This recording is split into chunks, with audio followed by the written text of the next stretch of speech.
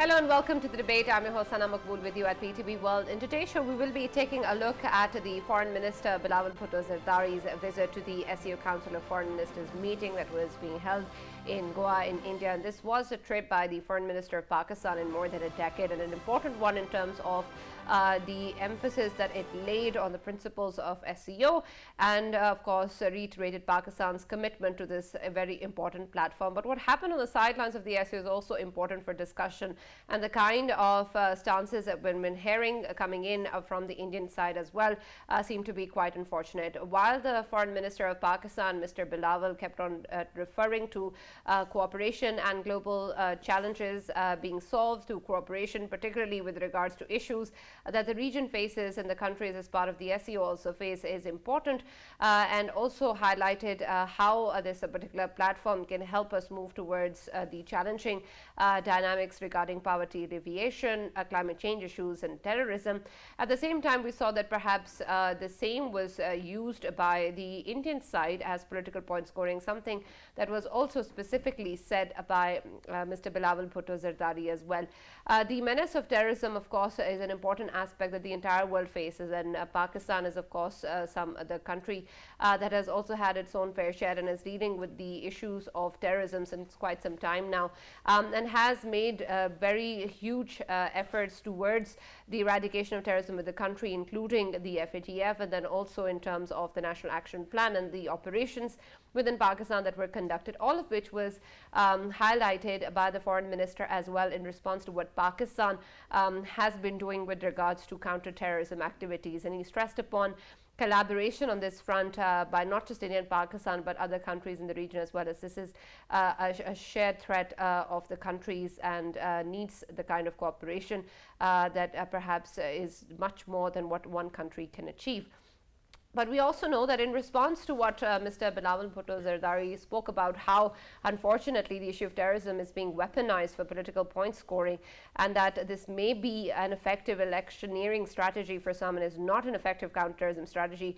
We also heard from the Indian counterpart claiming that those and then of course pointing fingers towards Pakistan in terms of saying that those who are representatives or the spokesperson of the terrorism industry need not talk about such things, and that those who support terrorism are not somebody that you sit on the table with when you talk about counterterrorism activities, which of course was something that was being referred to in terms of what India believes Pakistan to be doing and what the kind of blames that they've been giving to Pakistan, which of course is against all diplomatic norms and standards, considering of course that the Pakistani foreign minister, despite the differences between India and Pakistan and despite the unilateral actions of the 5th of August 2019, still went in person to attend the SEO Council of Foreign Ministers meeting, while at the same time that we know that India has not even allowed its sports team to be away from politics and has refused to participate in the Asia Cup 2023 in Pakistan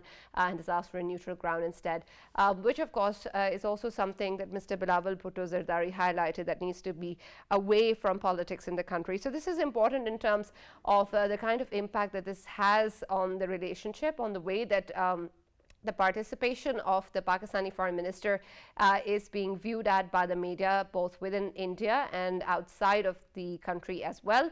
And then of course what this means in terms of the kind of play that India is doing on this particular visit and the stance that they're taking with regards to counter-terrorism and anti-Pakistan sentiment. And then moving forward, how is this going to then affect Pakistan's participation with not just SEO platforms but also in terms of bilateral engagements. We'll be taking a look at this of course in further detail, and also going to focus on the SEO platform and the kind of efforts that can be done towards taking more out of this particular platform, and the meetings that Mr. Bilawal Zardari has had on the sidelines as well. For this and more, as always, in the studios, I've been joined by senior analyst Farrukh Pitafi. We've also been joined online by Mr. Zulfikar Ali Bader, leader PPP, and Mr. Qamar, Cheema, who's a foreign affairs expert. Thank you very much, everyone, for joining us and being a part of the discussion as well. And Mr. Zulfikar, I believe you're once again on your way somewhere, and thank you for taking the time out and joining us on the debate. In terms of what Mr. Bilawal Bhutto Zardari has said and the way that he has conducted himself and presented the stance of Pakistan, it is of course commendable in terms of the kind of statements that have been coming out. But in terms of what we have seen in the way that the Indian counterparts have responded, seems that it's not a position of global cooperation or regional cooperation that Pakistan insists upon, but in fact the entire visit is being used perhaps in a way to portray Pakistan in a negative light. Do you agree with that? Bismillah Rahman Rahim. Thank you very much, Sana, for inviting me to your show. Mr. Bilawal Bhutto Zardari, this visit was very important. As you know, SCO consists of the countries who are the 40% of the world population and 25% of the world GDP. And Mr. Bilawal Bhutto Zardari believes that Pakistan should be presenting itself and should be participating in all the important forums of all the regional cooperation, all the regional connectivity, where we can have a people-to-people interaction, economic cooperation, we can have political and diplomatic connectivity with them. So this was very important for Pakistan to represent in SCO conference while being in India, and his participation was a message to rest of the world, to the SCO, that Pakistan gives very importance to this forum, and also a message to the people of India, and also a message to the people of Kashmir and the Kashmiri people, that for India the message was that Pakistan is not afraid of any kind of threats coming from India. And the message to the people of Kashmir is Pakistan is sticking to the Kashmiri cause, and Pakistan will not change the policy which is being fought for the last so many years by the grandfather of Mr. Bilawal Bhutto Zardari, which was started by the grandfather of Mr. Bilawal Bhutto Zardari, and it's still in continuity for the people of Kashmir. So I think this was a very important message. And also this was a message to the Indian people and the Indian government that the relationship of being a neighbor is very important, and Pakistan wants to have good relation with its all the neighbors.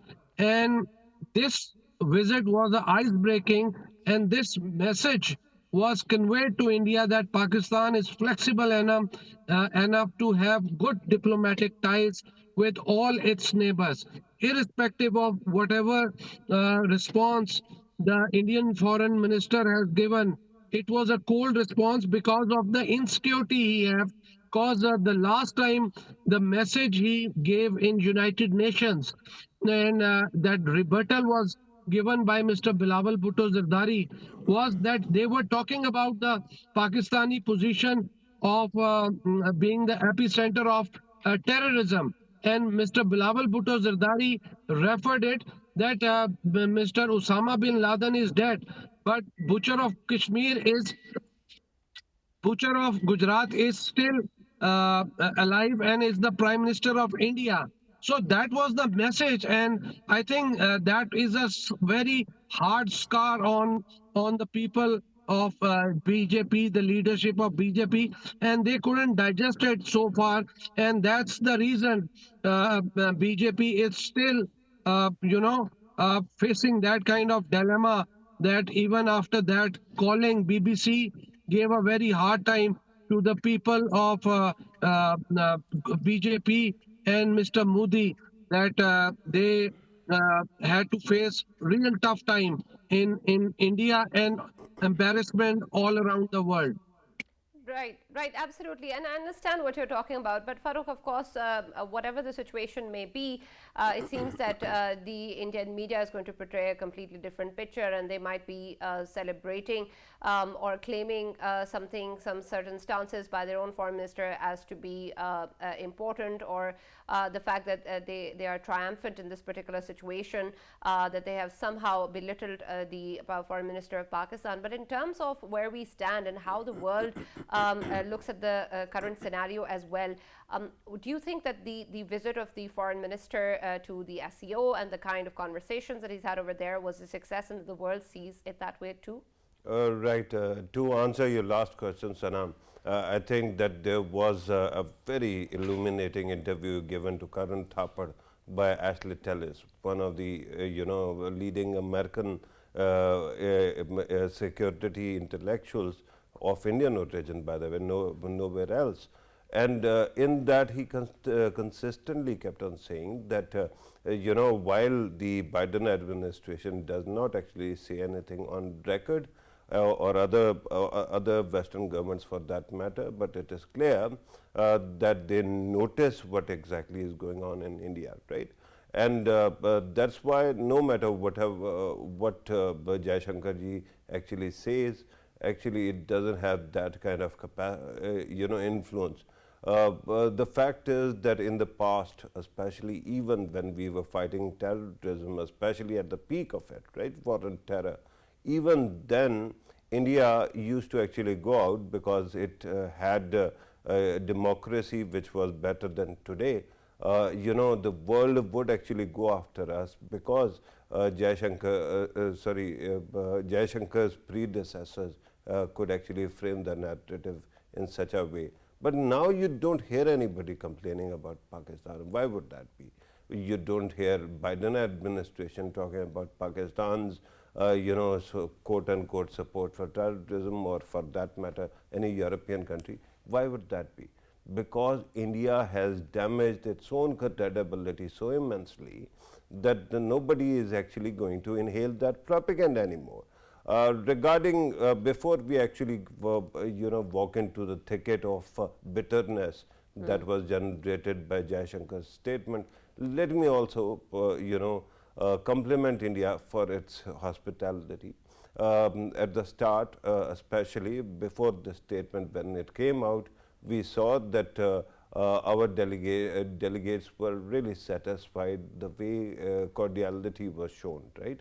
But in the end, of course, a man who might be actually struggling to keep his own office, and the Indian media keeps on building him up, and despite that everyone knows, because Jaishankar doesn't have his own constituency, he is expendable, right? Because of that, some bitterness was created. But I still think that it was a good call to go there, because SCO is very important, and we saw that there is a communique and there is progress, right?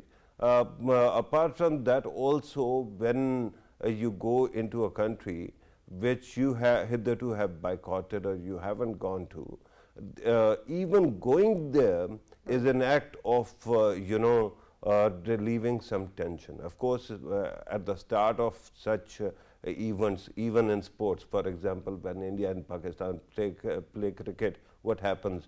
Television channels of both sides link up and they actually exchange trash talk. So what I believe at this moment is whatever we have witnessed today is a build up to something more relaxed and perhaps dialogue, but it will take some time. In India, there is this argument that Pakistan is at the weakest in its history, so why actually reach out and shake hands, right? But the problem at this moment is that in India's own economy, there are signs of some kind of decay. That is not all. Indian side also is going to go to polls at the start of the next year, and that actually marks the conclusion of 10 years when the promise was made by Ajit Doval 10 years ago that India's destiny will be changed by BJP if 10 years are given. That time is up. So there is going to be a new push for something else. This time there is always, remember, this problem of law of diminishing returns. You cannot keep on pushing for war and avoid war eventually. So what you are going to do? Perhaps there is a way to change it all. You can actually behave like a statesman, reach out and build peace. And I keep on hearing from our Indian colleagues that there is still a momentum that is building up within Prime Minister Modi's own quarters. Remember, in BJP's government, there's only one man who is not expendable. Well, two or three. The first one is Narendra Modi, the second one is the Interior Minister or Home Minister as they call it, and the third one is Ajit Doval. Rest of them are unfortunately expendable. So we shouldn't give them that kind of bandwidth, so to speak, or worry that much about whatever they are saying. We'll wait and see. I mean, this visit could not worsen situation because we know where we are at. We are at the lowest of the relationship between the countries for past many years. So what was the harm that could have been done? But Pakistan was present there. It won't be misconstrued as a weakness? Why? Because the Indian side perhaps doesn't see the sense in it. Yeah, but I don't know whether you have seen Foreign Minister Bilawal Bhutto Zardari's interview given to Rajdeep Sardesai. I mean, he actually defended Pakistan's cause brilliantly. And I haven't seen, I mean, there was a time when we used to talk about Pervez Musharraf, and he was very effective communicator, right? Whether you like it or not. After that, we didn't see too many people who actually Imran Khan Saab came close, but the problem was that he was too ideologically, complicated. Bilawal Bhutto Zardari is someone who was speaking from his experience when you were talking about terrorism. Imagine Jaishankar actually blaming or calling a person spokesman of terror industry whose mother was assassinated by terrorism, right? So the irony is before you, but it is Jaishankar. Don't take it to heart. All right. Zulfikar Saab, with reference to what was discussed, of course, Mr. Bilawal also pointed out the number of measures that Pakistan has taken, especially in terms of the issue of terrorism. And it's important to us also how the world also looks at that and the way that we've been suffering in the spike of terrorist activities in the country, especially since the Taliban regime took over in Afghanistan.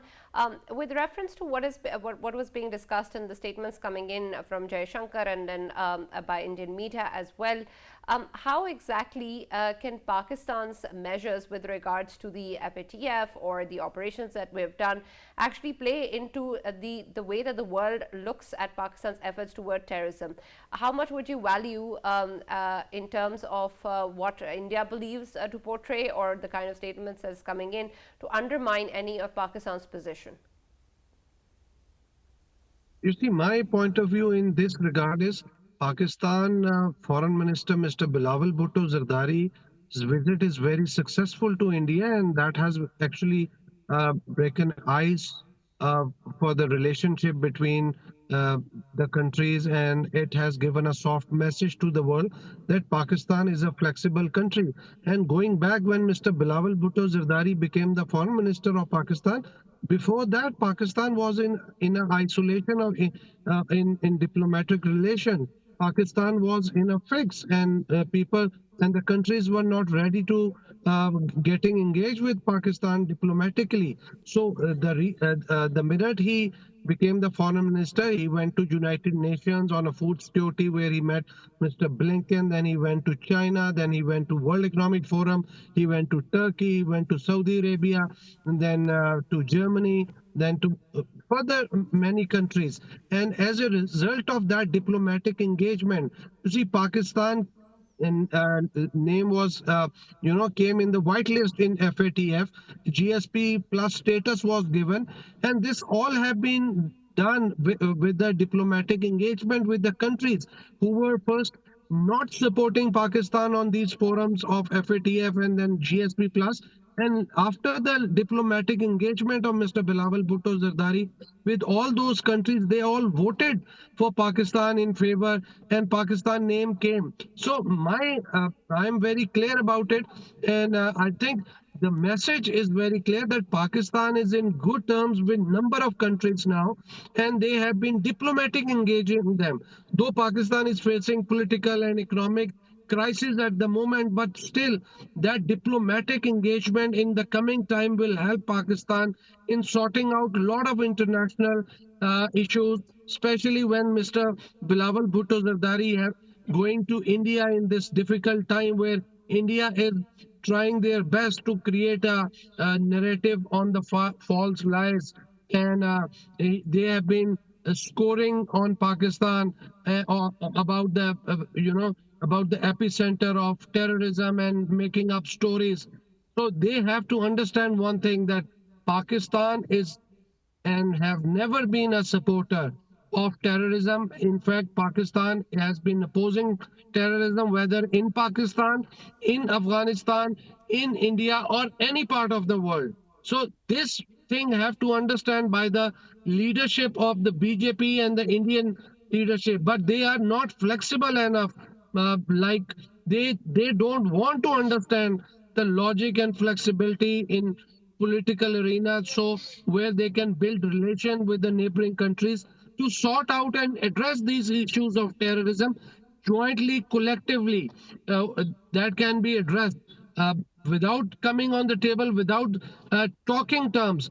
I think this issue cannot be dealt, and they can just point out fingers and raise their uh, false you know uh, objections on Pakistan, and which is not the result. So my whole point of view is that Pakistan, Bilawal Bhutto Zardari Saab, this visit is a successful visit, and Pakistan will gain after this visit in the eye of the world, in the eye of the global leaders, and in the eye of global media leaders, that who have been the opinion leaders, who have been the commentators.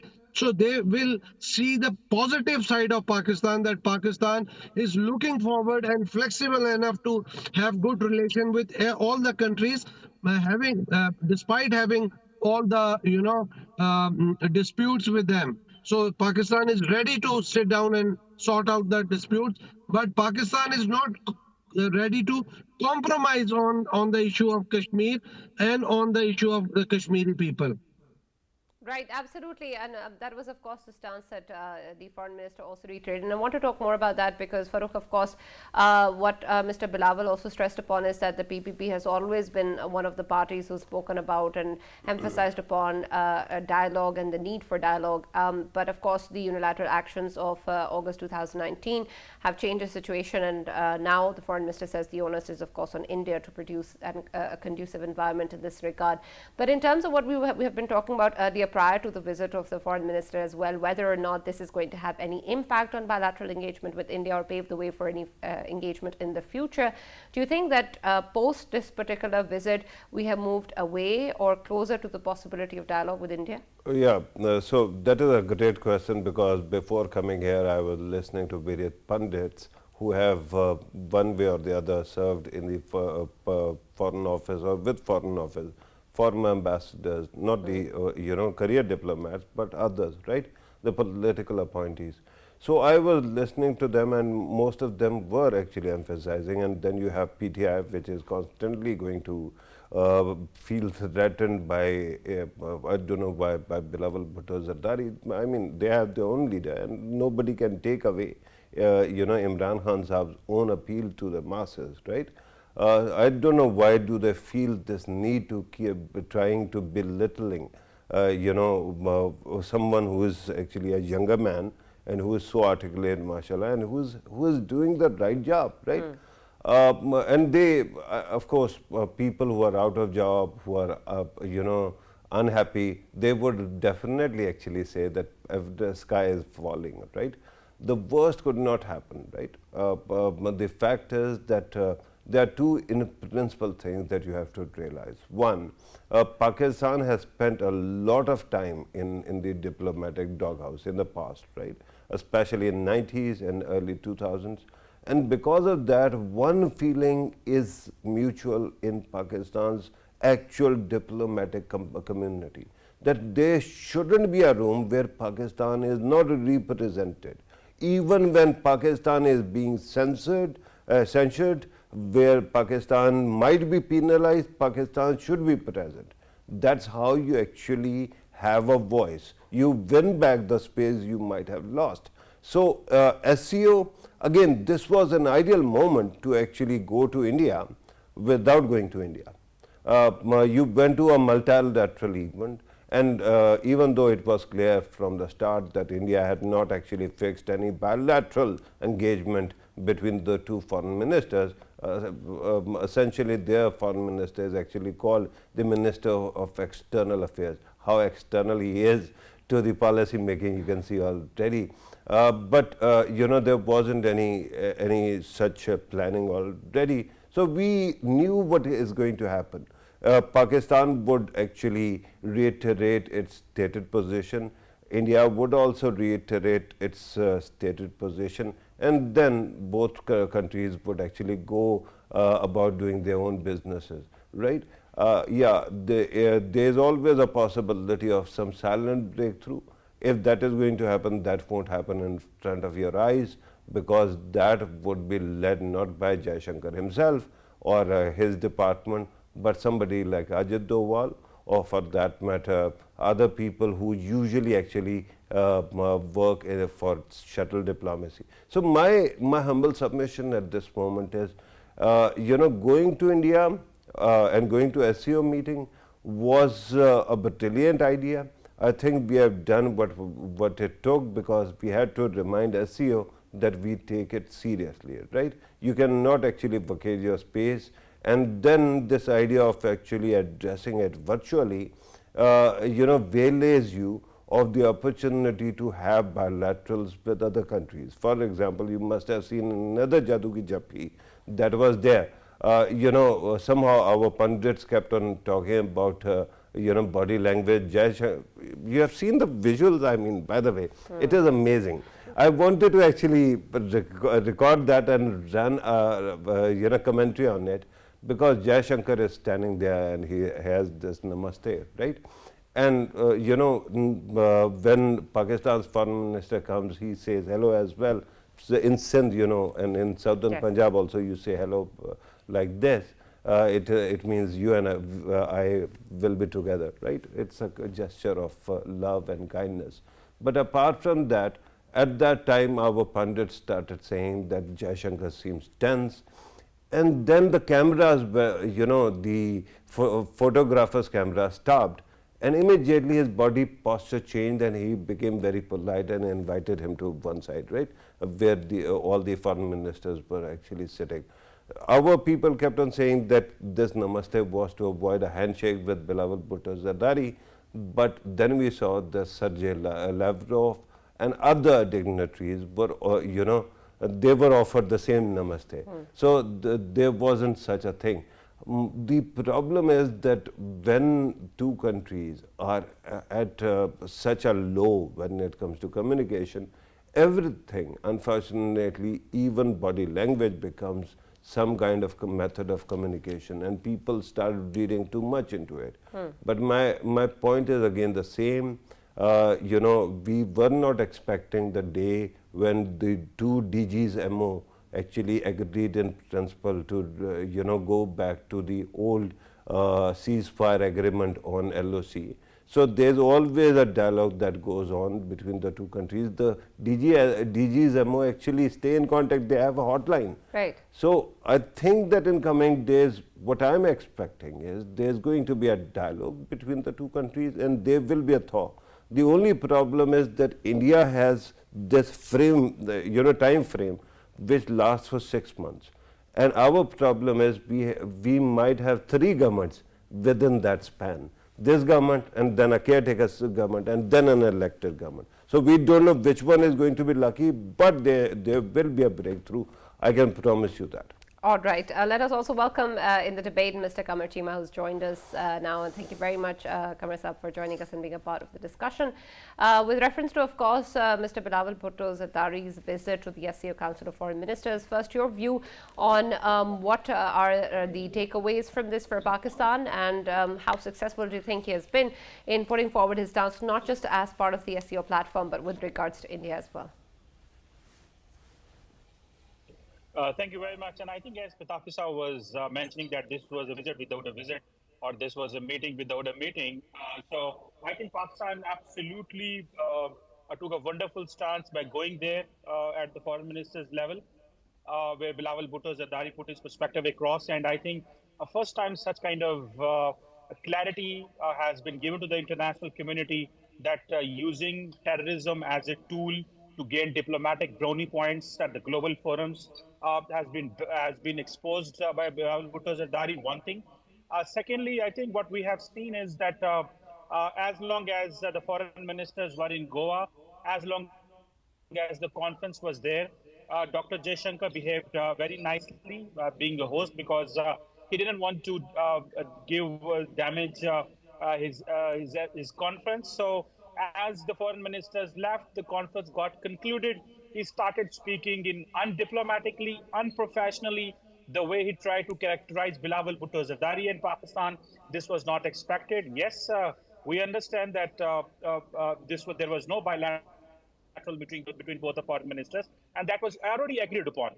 So, what's the point to target Pakistan again and again? He was just speaking like as if he's. This is what Amit Shah and the Rajnath Singh has been saying for long, and we understand there are elections going on in Karnataka, and Prime Minister Modi is there on ground. So we understand that they were doing it for their own constituency. But remember, they are considered as a big country. They have a responsibility for promoting peace.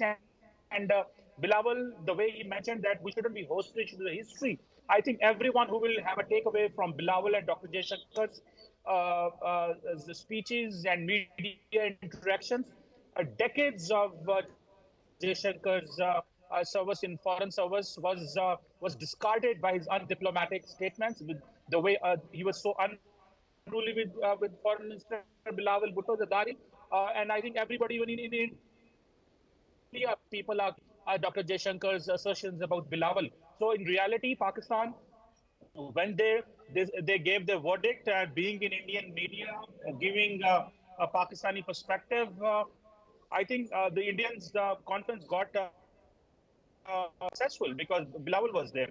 Otherwise, it was all cool and calm and nobody was talking. There was no what we call in our language garam joshi. There was no warmth in that conference. But I have understood that Dr. Jaishankar did not behave the way hosts behave. We call that in South Asia, we have a culture. We respect our guests. He should have gone. He should have avoided at this time at least. Whenever he goes globally, he targets Pakistan. We understand that he has a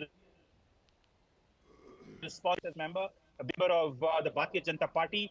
This is his job to promote the Hindu nationalist government's policies. But he was just talking like as if the people in street talk. So there should have been some difference in his approach and rhetoric. If they call themselves the biggest democracy, they need to adopt.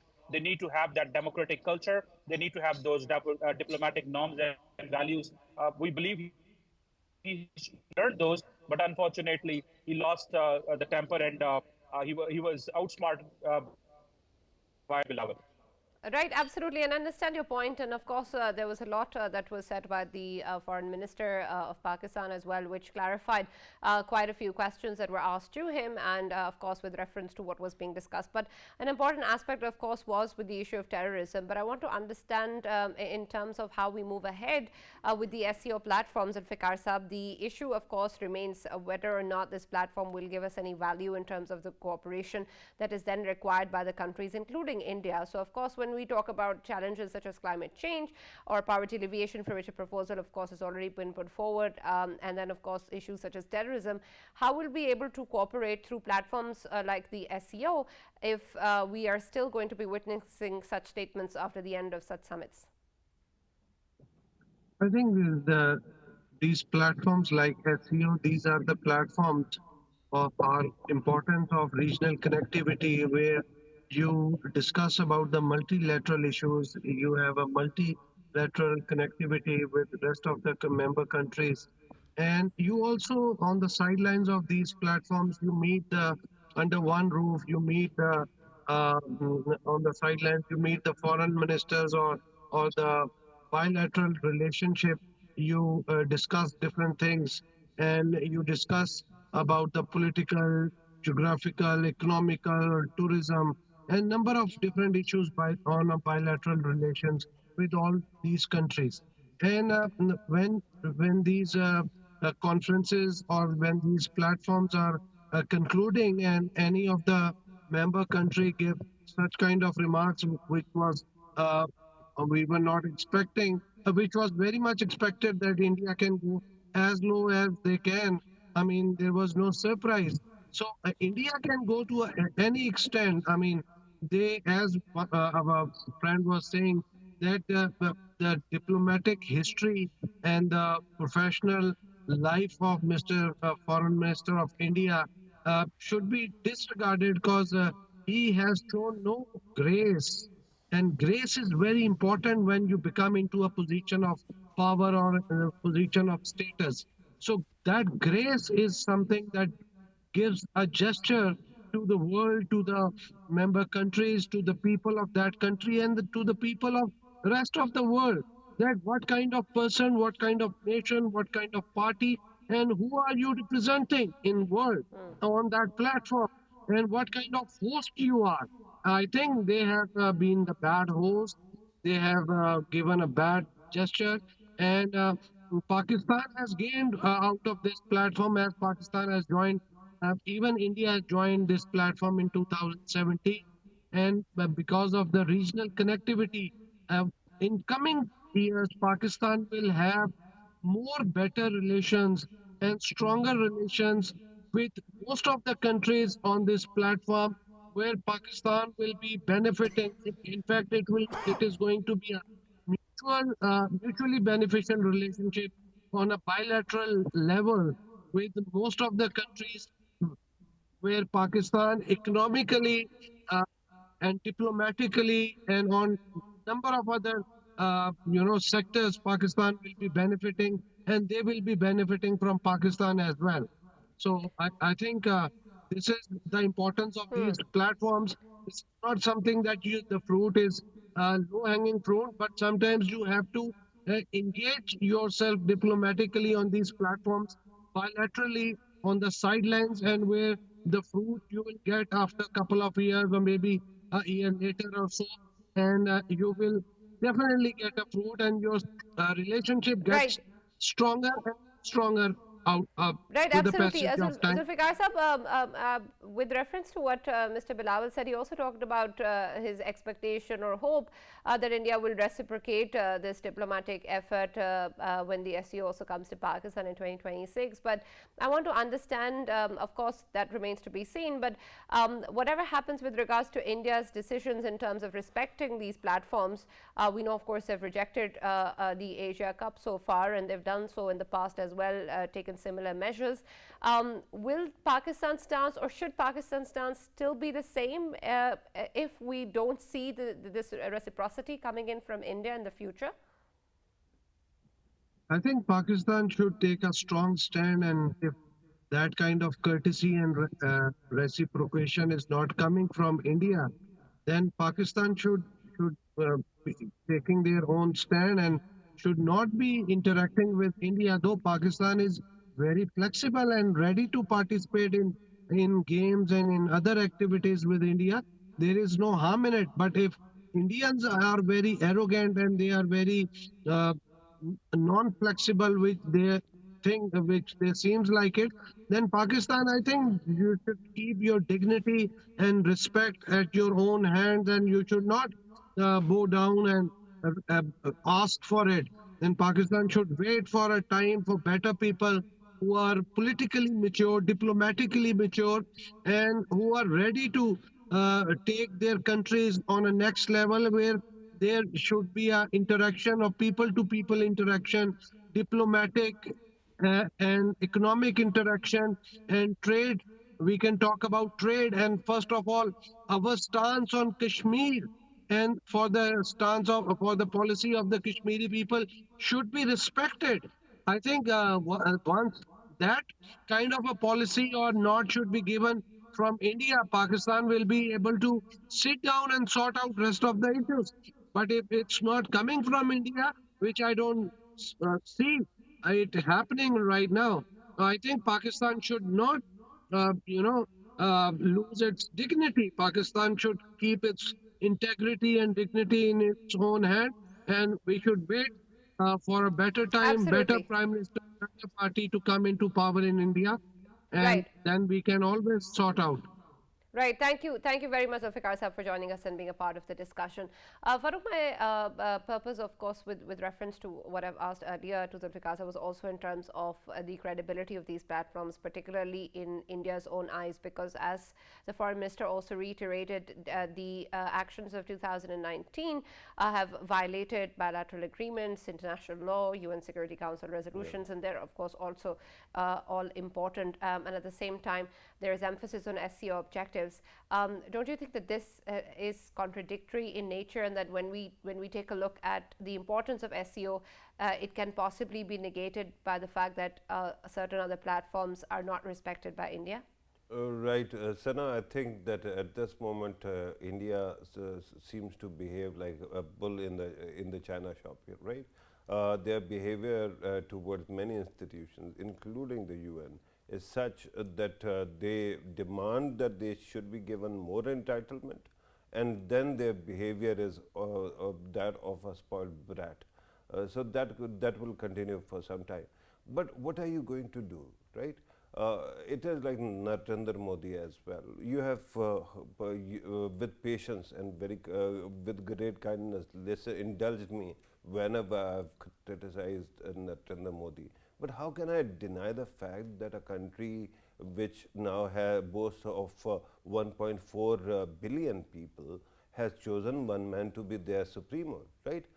I cannot wish him away. So I will actually treat him as a reality. What I will do regarding these principled positions, Pakistan's principled positions, you don't give up your position, but you always keep an open mind to keep on interacting, right? This is how you actually roll, this is how you move ahead, and one day you get your targets as well. SEO is a fascinating idea.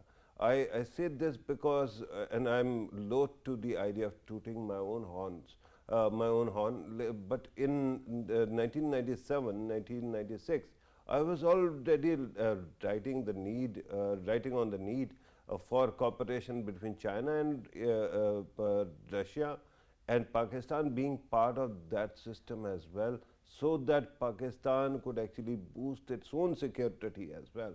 Right? I have never been a fan of Pakistan's jihad policy, but that was there again another reality. Now, the trick, because we are talking about diplomacy, the art of diplomacy is to separate useless anger from useful anger, right? If my position, my boycott actually benefits me, I should boycott. If it doesn't, I shouldn't. And this takes me into your question about cricket, right? Cricket is an amazing sport, and Pakistan cricket has been struggling in the past. Fortunately, now situation is better. But do you think playing with India is good for Pakistan or not, right? If India actually boycotts sending its sports team to Pakistan, it is their choice. But if Pakistan tries to stay away from World Cup matches or similar kind of matches, does it work for Pakistan or does it work against Pakistan? So this is the actual yardstick that should be used. I say this useful anger and useless anger because it reminds me of an Adam Sandler movie called Anger Management, where after being repeatedly humiliated, he realizes that he has to stand up for himself, and he is told by the shrink that finally he has arrived at this distinction between useless anger and useful anger.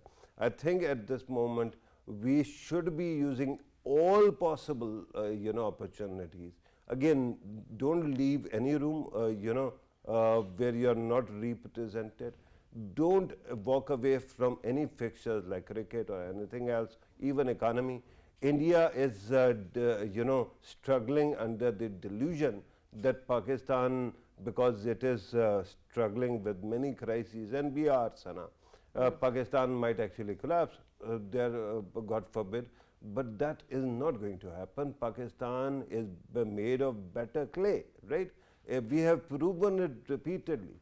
So if they are doing this right now, this phase will also pass and Pakistan will get better. What we are doing right now is the way we have seen the warmth between Pakistan and Russia, Pakistan and China, and the Central Asian republics, and the fact that the foreign minister of China is in Pakistan, and Pakistan will continue to work with the US as well. So we are not losing allies. It is India, because of its erosion of democracy, it is alienating right now, not losing, but because it is a rich brat.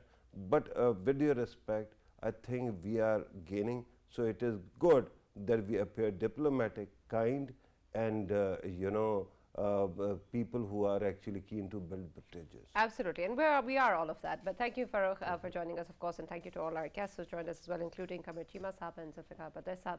That's all we have from the debate. We'll see you now on Monday.